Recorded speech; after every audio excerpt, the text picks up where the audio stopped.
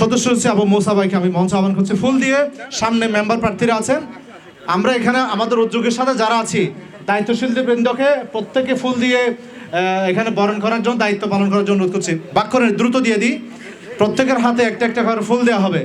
এখানে চেয়ারম্যান প্রার্থীদেরকে দিবেন, একজন উপরে উঠে দেন, এদিক থেকে দিয়ে দেন।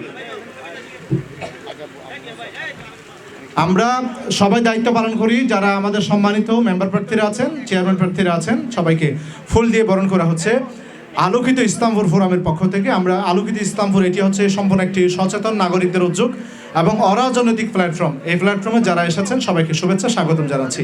আমরা কিছুক্ষণ পরেই আমাদের নামাজের বিরতি হবে, বিরতির পরেই আমরা সরাসরি সম্মানিত চেয়ারম্যান প্রার্থীদের নির্বাচনী ইশতেহার শুনব এবং আমাদের পক্ষ থেকে যে 4টি প্রশ্ন দেওয়া আছে সেই 4টি প্রশ্ন আমি এই ফাঁকে, ফুল দেওয়ার ফাঁকে আমি আপনাদের সামনে উপস্থাপন করছি।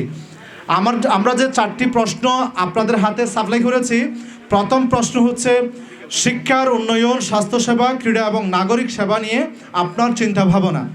2 নম্বর সামাজিক অবক্ষয় অর্থাৎ মাদক, কিশোর গ্যাং, জুয়া ইত্যাদি নিরসনে আপনার ভূমিকা কেমন হবে। 3 নম্বর অবকাঠামোগত উন্নয়ন ও সরকারি বরাদ্দের বন্টন নীতিমালা নিয়ে আপনার পরিকল্পনা কি।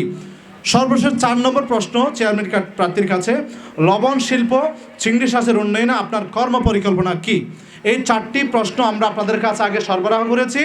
আশা করছি আপনারা নিজেদের প্রশ্নগুলো সুন্দরভাবে গুছিয়ে এনেছেন, আমাদেরকে উত্তর দেবেন এই মঞ্চে এবং আপনাদেরকে নির্বাচনী ইশতেহার পেশ করার সুযোগ দেওয়া হবে। নির্বাচনী ইশতেহার পেশ করার আগে আমাদের হাতে প্রিন্টেড কপিটা জমা দেওয়ার জন্য আপনাদের প্রতি অনুরোধ রইল। তো আমরা নামাজের বিরতিতে যাই। ফুল দিয়ে বরণের পরে আমরা নামাজের বিরতি, আমরা ঠিক 5টা 15 মিনিটে আমাদের প্রোগ্রাম শুরু হবে ইনশাআল্লাহ।